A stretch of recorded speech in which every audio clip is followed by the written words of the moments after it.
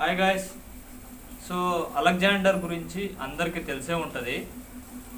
అతను ప్రపంచ విజేత, అంటే ప్రపంచాన్నే జయించాలనేసి అతని కోరిక అనమాట.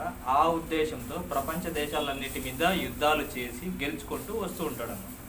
అదే రీతిలోనే మన ఇండియాకి వస్తాడన్నమాట. ఇండియా బార్డర్లో ఉండి అతను మన ఇండియా మీద అయితే దండెత్తి రాలేకపోయినాడు. సో కారణాలు అయితే వేరు వేరే ఉంటాయి. కానీ విశ్వ విజేత అని అలెగ్జాండర్ ది గ్రేట్ అంటారు. సో విశ్వ విజేత అనే పేరు కూడా అతనికి ఉంది. కానీ అతను కూడా పోయేసరి ఏమీ తీసుకుపోలేదు చనిపోయేటప్పుడు.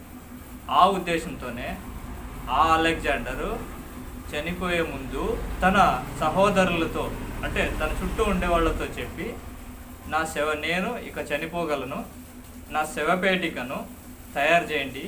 ఏ రకంగా అంటే నా చేతులు రెండు బయట పెట్టుకునేటట్టుగా తయారు చేయండి, నా అరచేతులు ఆకాశాన్ని చూస్తూ ఉండాలా, అలా శవపేటికని తయారు చేయండి. ఎందుకని అంటే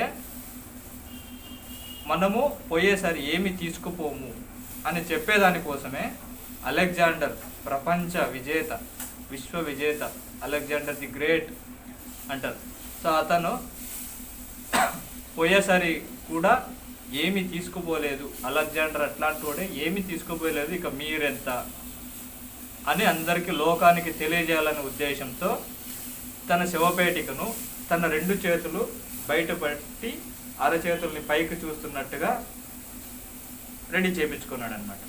సో గుర్తుపెట్టుకోండి, వచ్చినప్పుడు ఏమీ తీసుకురాలేదు, పోయేసరి ఏమీ తీసుకుపోలేదు.